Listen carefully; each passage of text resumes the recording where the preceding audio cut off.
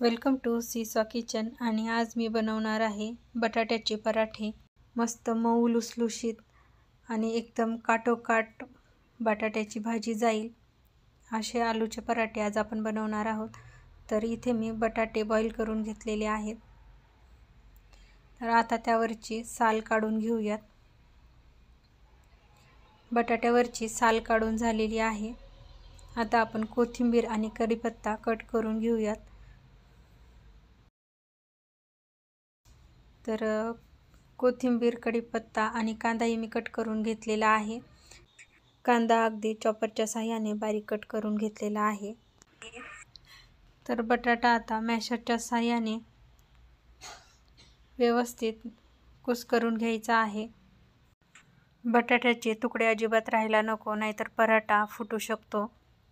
व्यवस्थित आपल्याला प्रेस करून घ्यायचा आहे। तर बटाटा व्यवस्थित मॅश करून झालेला आहे। आता आपण त्याची सोप्या पद्धतीने भाजी बनवून घेऊयात। तर इथे मी चवीनुसार मीठ घातलेलं आहे, लाल तिखट, हळद। लाल तिखटच्या जागी तुम्ही हिरव्या मिरचीचे कापही घालू शकता, पण ते काप मुलांच्या दाताखाली आली की तिखट लागतात, म्हणून मी लाल तिखट घातलेला आहे। त्यानंतर कसुरी मेथी घातलेली आहे 1 चमचा।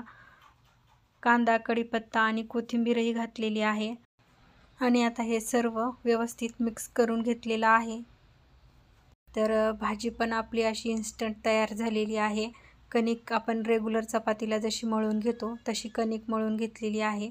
आणि त्यानंतर थोडीशी कणिक घेऊन त्याची पारी बनवून घेतलेली आहे। आणि जसं आपण पुरण भरतो तसं व्यवस्थित बटाट्याची भाजी भरून घ्यायची आहे। आणि आता व्यवस्थित पराठा आपण लाटून घेऊयात।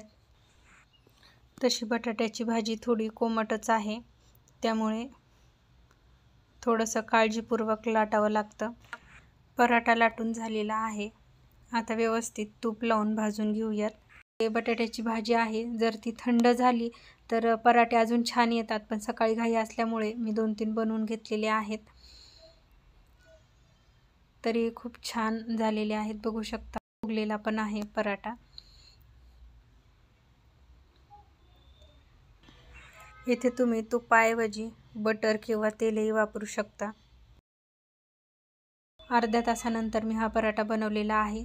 तर बटाट्याची भाजी पूर्णपणे थंड झाली होती, तर अजिबात बाहेर आलेली नाही आहे कुठेच, बघू शकता। खूप छान टम्म फुगलेला आहे। मस्त असे बटाट्याचे पराठे आपले तयार झालेले आहेत। अगदी ठासून बटाट्याची भाजी भरलेली आहे, तरीही फुटलेले नाहीत। तर इथे एका पराठ्याची लेअर काढून दाखवते। अगदी काठोकाठ भाजी आपली भरलेली आहे। आज फोडणी न घालता बटाट्याची भाजी बनवलेली आहे, तरी बटाट्याच्या पराठ्याची टेस्ट मस्त एकदम टेस्टी लागते। तुम्हाला जर आजची रेसिपी आवडली असेल तर व्हिडिओला लाईक करा, शेअर करा, कमेंट करा आणि सबस्क्राईब करायला विसरू नका। भेटूया अशाच एका नवीन रेसिपी बरोबर। तोपर्यंत बाय बाय।